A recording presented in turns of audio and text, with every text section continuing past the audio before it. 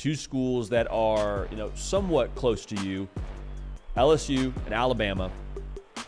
What's the pulse right now when it comes to – well, let's start with Bama. I threw a lot at you there. Let's start with Bama. To me, the vibe at Bama, the pulse at Bama is thank you next. Shout out Ariana Grande. Like, they're like, hey, yeah, Nick, we love you. We will always love you. We're very grateful for you being our ex. However, like, we're on to the next thing now. Like, the standards, like, they're not giving Kalen DeBoer this, like, 1 year pass from where I'm standing of like, hey, do your best, go win 9 games. It's like, hey, you inherited Saban's roster. Jalen Milroe should be awesome. Best of luck to you. What are your thoughts? What's the pulse in your mind around Tuscaloosa these days? So I get a lot of flack from Bama fans about doing this thing. What is it called that I try to do when I talk about Bama? Be objective. And it does not go over well. So here's the thing. I love the hire. Like, if you wanted, I keep saying this, if you wanted Dan Lanning as your first choice, what everyone said, and you didn't get him, you got the guy that beat him 3 times in 2 years. I think DeBoer is a really, really good coach. I think he wins early, which is important for like the transition of what Bama fans are used to, so they don't lose their minds. But here's the thing where I keep like from a logical standpoint of what we're looking at. One, I don't love his cargo shorts. Just side petty note, I really don't like the fact that he doesn't cuss and outwardly said that. That is not like, that's one of the main reasons I don't want Dabo. Just one of the main reasons. But him saying that out loud, I was like, just it's a different era. That's fine. But the thing with me about Kalen DeBoer is right now, you're right. Thank you, next. Bama fans are happy. They're getting all these like great recruits, and then he's been able to prove like all these people are wrong and all of that. But right now, you're kind of in the honeymoon phase because you don't have on that calendar at the end of the week a showdown against top 5 Georgia or showdown against Texas or OU or LSU. It's like you don't have any of that for another couple months. So of course you're happy.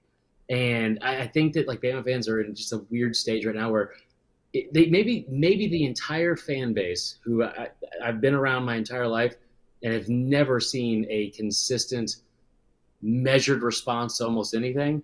Maybe they've all just grown up and turned over a new leaf. I don't know. I'll wait till the season starts to see like how we're feeling about that, because ultimately, dude, again, if they go 8-4, 9-3 with that schedule, which is a really tough schedule, it could still be a good first year. I don't know how Bama fans are going to react to that. I hope that they're logical about it and say like, dude, like what, like this is an impossible task. Like, what did you want him to do? Stepping in for the GOAT, like all that kind of stuff. But I do think that right now the vibes are high with what's going on with recruiting.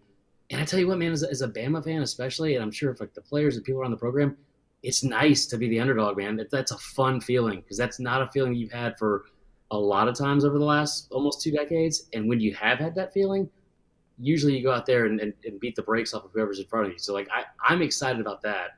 But yeah, man, it's just a different era with LSU. LSU's coming off a season where like it feels like the fans are very, very confident. I don't want to say overconfident, but I feel like they're very confident considering what you lost. You lost 2 first-round receivers. You lost the Heisman Trophy winner and number 2 overall pick at quarterback. And I think they got a lot of talent that they're going to be able to replace them with, a ton of talent. I already said, like, I love what they're going to do on defense. I love all that.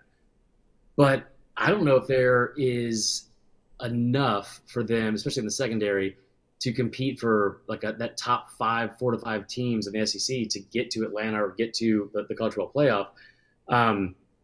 They're kind of like riding this wave again of like the recruiting that's been all off season. They hit like Brian Kelly's killed it. Like he's been incredible this offseason with recruiting and what they have coming in 2025. But yeah, like I don't know once they actually hit the field, I don't know if that's going to go away, because I think that LSU is just there's no other way around it. They're a 9-3 team. Yeah, I feel like the ceiling is close to the floor with them. Yeah, I think the interesting thing with them too is like, okay, so defense was bad. Like I was checking total defense stats last year for last year rather, and I had to scroll to the 3rd page to find LSU. Like the last time LSU had a 3rd page defense, couldn't tell you. Probably been a very, very long time. I'm curious of the trade-off. Like, yeah, you lost 3 first-round picks on offense. Feels pretty fair to assume that maybe there's going to be a half step back, losing the Heisman Trophy winner and 2 first-round picks at wide receiver. But then I also have a hard time believing the defense is going to stay as bad as they were last year. That, to me, doesn't feel like a stretch either. And so I'm curious, like, hey, what's the trade-off here?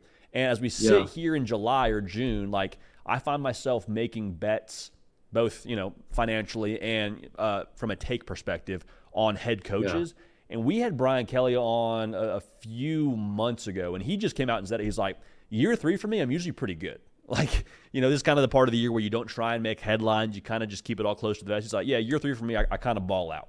And so I'm curious how much the way that he has approached the job at LSU and kind of built that foundation, how much does that translate that we just don't see on the roster right now as we sit here in the summer? I like Nussmeier. I really do. I'm curious to see what he does. He's got the Bama Bangs too. But I might be a touch higher on LSU. Defense scares me, but I'm a touch higher on LSU, I think, than maybe you're feeling right now. I mean, I think they're going to be good. I think they're going to be really good. The biggest difference between what this team is going to do offensively is not like even the guys they lost. It's going to be the back-breaking plays. Like, how many times do we see Jaden Daniels, like, 3rd and 14, 3rd and 11, 3rd and long, whatever, and drops back, like, you think you have him in the pocket, and next thing you know, it's, like, not just a 20-yard run, like a 40-yard run, like an 80-yard run. Like, what he did to Florida was, my goodness. I cannot believe they aired that on national television. It was tough to watch. But, like, that, you're not going to get that out of Nussmeier. Like, that's a different athlete, player. Like, he's going to put up really good numbers. I think they're going to be really good at, like, from that standpoint. I love the fact you brought up the Brian Kelly thing. There's probably not a bigger lie being told to college football fans by themselves in the last decade other than Brian Kelly is not a good head coach.